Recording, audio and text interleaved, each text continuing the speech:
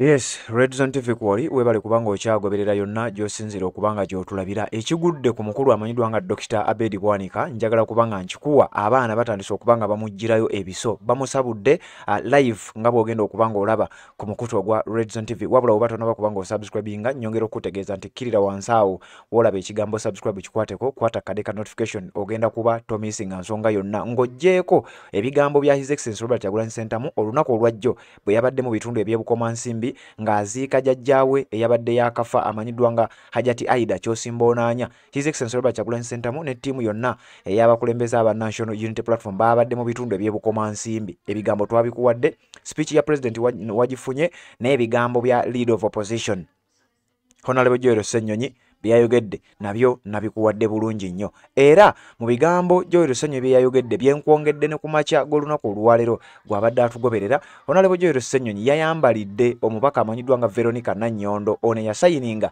signature ye ate n'ayagala agiggyeyo ku nsonga y'okupetitioninga Mathias Mpuuga ne ttiimu yaabwe. Omukyalo ono nno omu ku bantu abalowoozebwa okubeera nti be bagenda okumuddira mu bigere amanyiddwa nga Honorable Nakato Shakira Kalumba.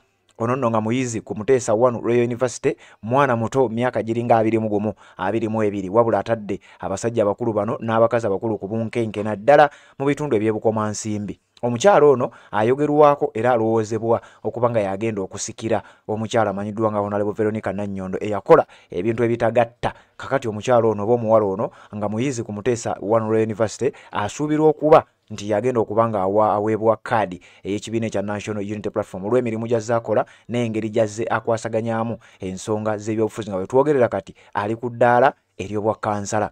Olunaku olwajjo Honorable Joel Ssenyonyi yabadde ku mukolo ogwo gw'okuziika yayogedde ebigambo bingi naddala ku mukyalo oyo amanyiddwa nga Honorable Veronica Nannyondo.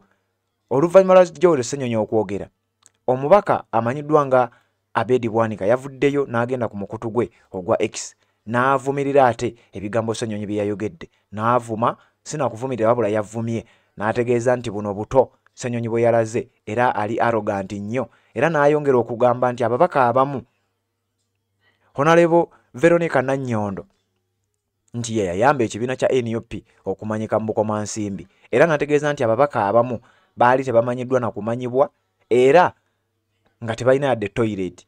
Kyokka bino abyogera ng'ate ye point yennyini gye bamugamba nti singa si people power naawe kennyini Abedi Bwanika eyali avuganyizza ku bwa president emirundi gyonna naawe wali olemereddwa. Kakati njagala kuwa ebigambo by'omuvubuka ono nga sinaba kubanga nkutwala eyo, njagala kutegeeza nti ne Abedi Bwanika yennyini ebibye byasiba bye bikutuka oluvannyuma lw'okuba nti waliyo foot soldier omulala amanyiddwa nga Kibuuka Moses ono nga yeeyita Ssuubi omukunzi.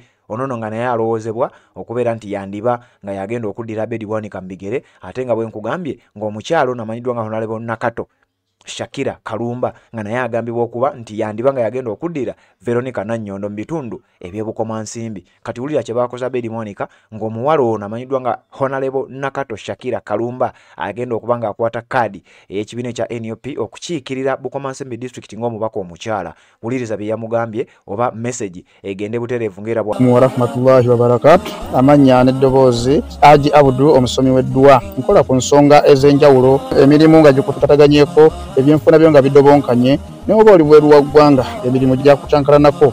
Jangu kusomere ku ddwa okubeda nedda eddwa zaabaawo, eddwa zisomibwa omuntu n'oterezebwa mu mbeera yonna ebadde ekusibyeko akanyaga. Nina ekyoto kye nsobola okukumira wadde oli bweru wa ggwanga nga toli kumpi wano n'ofuna omukisa ogwo nawe n'osomerwako ku ddwa nga nkuteddeko n'akabaani. Allah ajja kusaasira, ajja kwanukula. Kuba ku namba yange y'essimu 0752 44 71 56 ne ku WhatsApp kwendi mpereza obubaka sobole okuyamba. Assalamu alaikum wa rahmatullahi wa barakatuh.